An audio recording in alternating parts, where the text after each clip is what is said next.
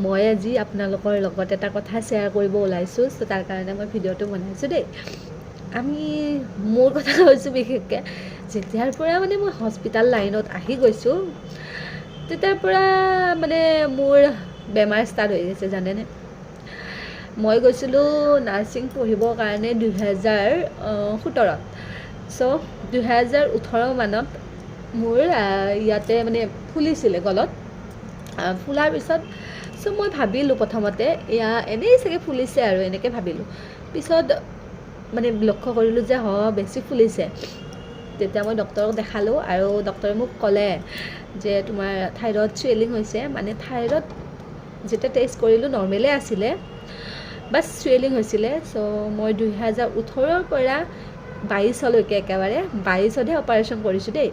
আৰু কি হ'ল, অকল এটা নহয়, একদিন কি হ'ল ক্লাছত আমাক মেমে কৈ আছিলে, চ' বেছিভাগ ছোৱালীৰে এইটো বেমাৰ থাকে, সেইকাৰণে মই লাজ নকৰাকৈ কৈ দিওঁ আৰু।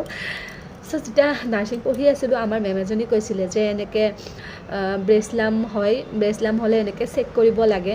তো নিজে চেক কৰিব লাগে আৰু ব্ৰেষ্ট লাম্প হৈছে নেকি, কিবা এনেকুৱা আছে নেকি আমাৰ। চ' মই সিদিনাই মানে যোনদিনা পঢ়াইছে সিদিনাই গৈ কিনে চেক কৰিলোঁ। আৰু কি হ'ল জানেনে, পালোঁ নহয় সিদিনাই যে মোৰো ব্ৰেষ্ট লাম্প আছে।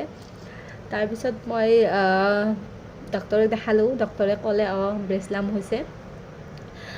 চ' নাৰ্ছিং পঢ়িব যাওঁতে মোৰ দুটা বেমাৰ ধৰা পৰিলে, গম পাইছেনে। এটা হ'ল আপোনাৰ থাইৰয়ড চুৱেলিং আৰু এটা হ'ল ব্ৰেষ্ট লাম্প।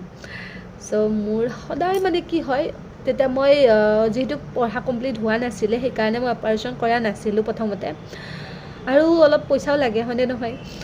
চ' কি হ'ল, বায়'পচি কৰালোঁ। তাৰপিছত বায়'পচিত নৰ্মেলে আহিলে বাৰু।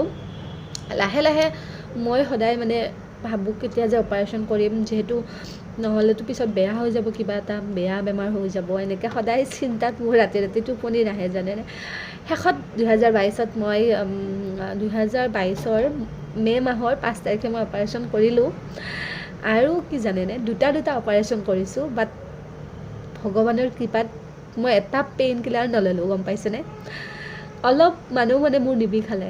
চ' না মই টেবলেট খাইছোঁ, না মই ইনজেকশ্যন লৈছোঁ। চ' ভগৱানৰ কৃপাত সকলোখিনি মোৰ ভালে পাৰ হৈ গ'ল। আপোনালোকক এটাই অনুৰোধ, চ' যিকোনো বেমাৰ হ'লে মানে সোনকালে দেখাব আৰু।